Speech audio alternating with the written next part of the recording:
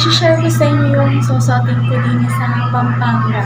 Nandini ako sa Pampanga dahil habang wala pang pasok, syempre, hindi kami magbabakasyon sa Pampanga. So, pamaya, pakuya ko na umuwi para mamaya pag-uwi niya, nakagayak na kami. So, magbibihis na siya. Wait, ipapakita ko muna sa inyo yung aking susuotin para sa aming pag-jogging. Kasi mag-jogging kami ngayon. Okay, this is my outfit. Ito yung susuotin ko sa top. Ayan.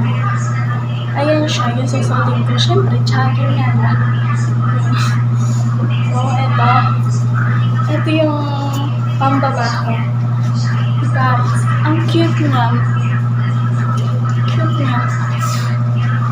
Para ako mag-zumba. Ayan. Tapos mag-aayos ako ng hair ko pamaya. Hindi ko alam kung papaikot ba yung aayusin ko sa hair ko or isang pony na lang na ganun. Tapos maglalagyan ko din. Tapos mag-ayos na ako ng mukha ko. Wait niyo ako. I'm gonna change my outfit.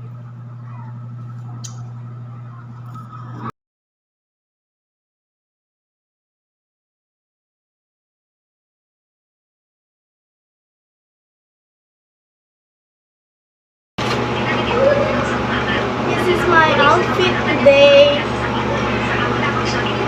Ito yung susuotin ko sa pag-jogging. Ang cute, diba?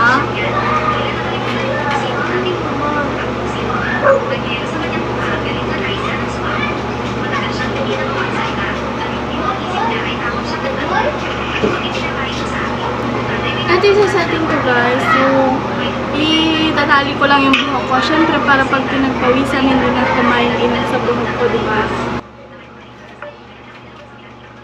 It's all gonna be good. Don't worry about nothing. Don't worry about nothing. Nothing now. It's all gonna be good. So breathe like you know you should. Yeah, breathe till you've understood. Until you're feeling like it's up again. Feel the sunlight. So, ayun guys, nandito na kami sa Mega World at sobrang ganda din eh.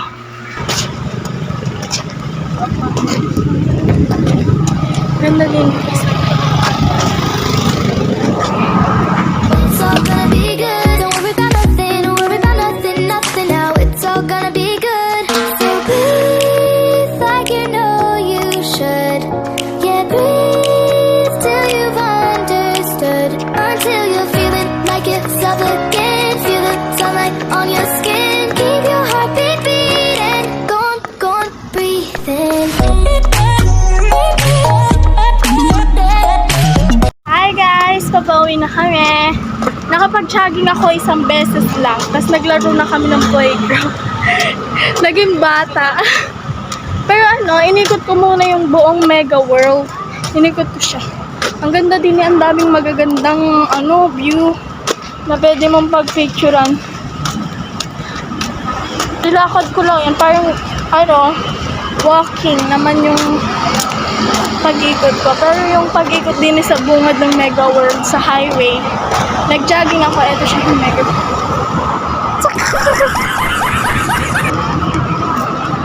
Babauwi na kami ngayon.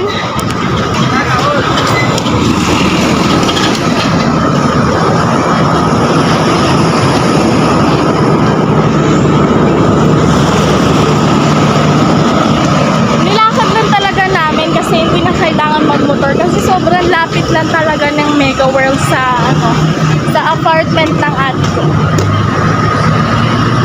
Pero nakakatakot din kasi ang lalaki ng sasakyan. Ay, kapagod na ako. Pauwi na kami. Pawis na pawis ang baga.